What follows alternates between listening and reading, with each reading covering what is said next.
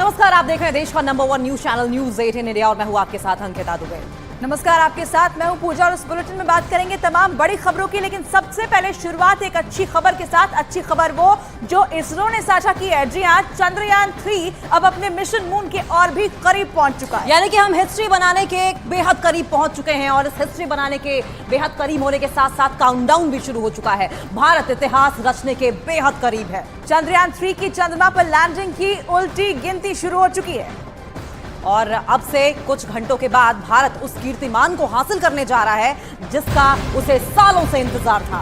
देर रात चंद्रयान 3 ने pre landing orbit के लिए दूसरी डी बूस्टिंग पूरी कर ली है। यानी अब चंद्रयान की चंद्रमा से दूरी महज कुछ किलोमीटर ही बची है और जानकारी के मुताबिक लगभग 25 किलोमीटर ये दूरी बताई जा रही है। यानी कि बेहद करीब चंद्रमा के चंद्रयान 3 पहुंच चुका है और दूसरी बार की डी बूस्टिंग वो पूरी कर ली गई है। डीबूस्टिंग का मतलब ये है कि स्पीड कम करना, क्योंकि याद होगा आपको पिछली बार तेज स्पीड की वजह से चंद्रयान 2 की सॉफ्ट लैंडिंग नहीं हो पाई थी। अब की बार कोशिश यही है कि सॉफ्ट लैंडिंग सक्सेसफुली करा ली जाए।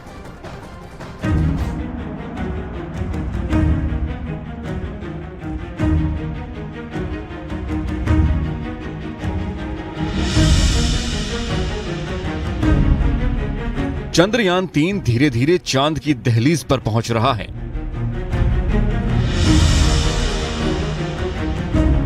चंद्रयान 3 बाजी मारने के करीब है।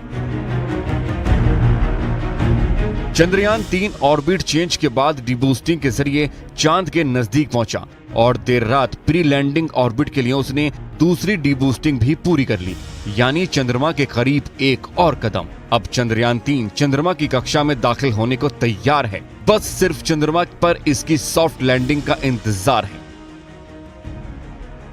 इसरो के वैज्ञानिकों ने चंद्रयान 3 के सॉफ्ट लैंडिंग की तारीख चंद्रमा पर रोशनी के हिसाब से तय की है।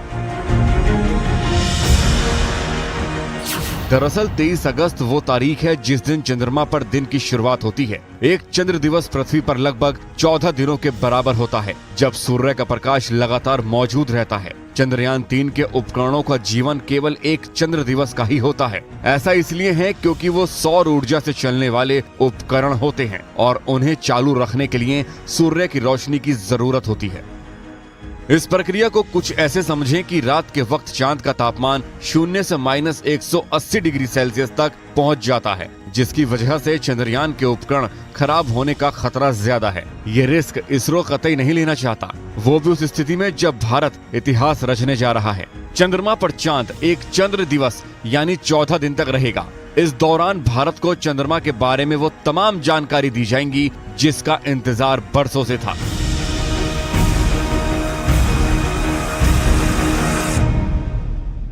इम्पैक्ट क्रेटर्स क्या होते हैं? इम्पैक्ट क्रेटर्स मान लीजिए जैसे अगर आप रेत पर एक पत्थर जोर से फेंकें तो रेत पर एक गड्ढा हो जाएगा और गड्ढे के किनारे पर एक वॉल हो जाएगी।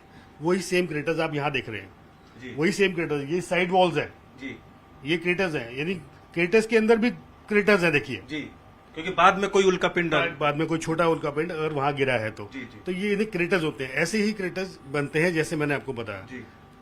तो ये हर साइज के होते हैं।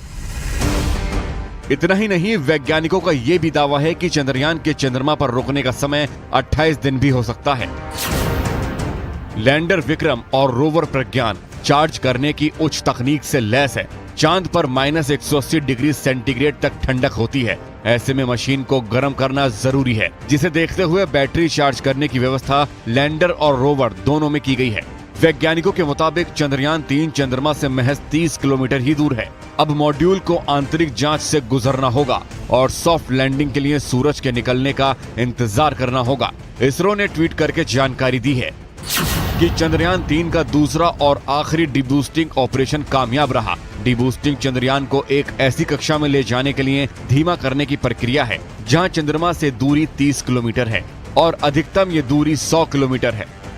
चंद्रयान 3 तय रफ्तार से लगातार आगे बढ़ रहा है। 23 अगस्त को चंद्रयान 3 को चंद्रमा के साउथ पोल पर सॉफ्ट लैंडिंग करनी है। लैंडर विक्रम सेंसर्स की मदद से लैंडिंग की मुफीद जगह तलाशेगा और रफ्तार को कम करने के साथ ही उधर चंद्रयान चांद की सतह पर अपना कदम रखेगा। इधर हिंदुस्तान इतिहास रचेगा।